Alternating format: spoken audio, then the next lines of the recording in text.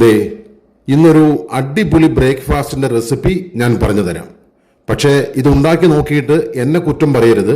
കാരണം ഇതൊന്നും ഉണ്ടാക്കി നോക്കി ഒന്ന് കഴിച്ചു കഴിഞ്ഞാൽ പിന്നെ എന്നും ഉണ്ടാക്കി പോകും. ദേ അത്ര അടിപൊളിയാ. അപ്പൊ നമുക്കൊരു മിക്സിയുടെ ജാർ എടുത്ത് വെച്ച് അതിലേക്ക് ഒരു 1.5 കപ്പ് വറുത്ത റവ ചേർത്ത് കൊടുക്കാം. ദേ ഇപ്പോൾ വറുത്ത റവ ചേർത്ത് കൊടുത്തു. അതിലേക്ക് ഒരു 1.5 സ്പൂൺ ഗോതമ്പ് പൊടി നമ്മൾ ചേർത്ത് കൊടുക്കുന്നു. അതുപോലെ 1 സ്പൂൺ പാൽപ്പൊടി അതിലേക്ക് ചേർത്ത് കൊടുത്തു.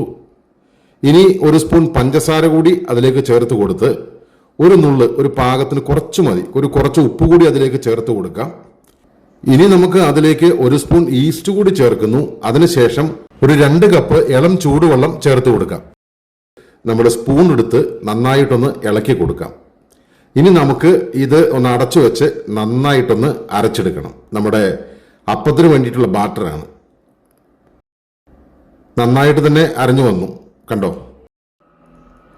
ഒരു ബൗളിലേക്ക് നമ്മൾ ഇത് മാറ്റി വെച്ച് ഒന്ന് അടച്ചു വെച്ച് ഒരു 15 മിനിറ്റ് ഒന്ന് വെയിറ്റ് ചെയ്യാൻ വയ്ക്കാം. അപ്പോഴേക്ക് നമുക്ക് ഒരു ചീഞ്ചട്ടി എടുത്ത് അടുപ്പത്ത് വെച്ച് അതിലേക്ക് ചെറുതായിട്ട് അരിഞ്ഞ ബീൻസും അതുപോലെ തന്നെ ചെറുതായിട്ട് അരിഞ്ഞ ഉരുളക്കിഴങ്ങും ക്യാരറ്റും സവാളയും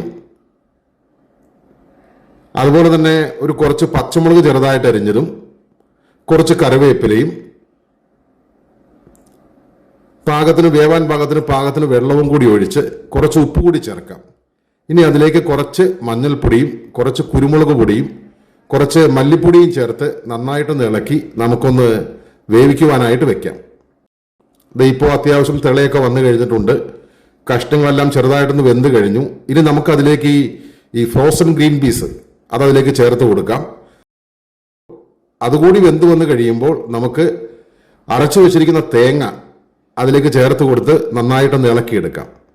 ഇനി നമുക്ക് ഒരു പാൻ എടുത്ത് അതിലേക്ക് കുറച്ച് കറുകപ്പട്ടയും അതുപോലെ തന്നെ ഒരു 2-3 കുരുമുളകും കുറച്ച് പെരിഞ്ചീരകവും കുറച്ച് കറിവേപ്പിലയും അതുപോലെ തന്നെ കുറച്ച് കുരുമുളക് പൊടിയും ചേർത്ത് നന്നായിട്ടൊന്ന് വാട്ടിയെടുത്ത് അത് നമ്മുടെ ഈ കറിയിലേക്ക് നമുക്ക് ചേർത്ത് കൊടുക്കാം. ഇപ്പം നമ്മുടെ കറി റെഡി ആയിട്ടുണ്ട്. ഇനി നമ്മുടെ മാവിന്റെ അവസ്ഥ എന്തായെന്ന് നോക്കാം. നന്നായിട്ടൊന്ന് പുളിച്ചു വന്നിട്ടുണ്ട്, കണ്ടോ? കൊള്ളാം. ഇനി നമുക്ക് ഒരു പാൻ എടുത്ത് അടുപ്പത്ത് വെച്ച് അത് ചൂടായി കഴിയുമ്പോൾ പതിയെ അപ്പം ചുട്ടു തുടങ്ങാം.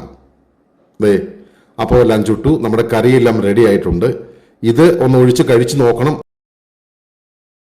ഒരു പ്രാവശ്യമെങ്കിലും ഒന്ന് ഉണ്ടാക്കി നോക്കണം. സംഭവം അടിപൊളിയാട്ടോ.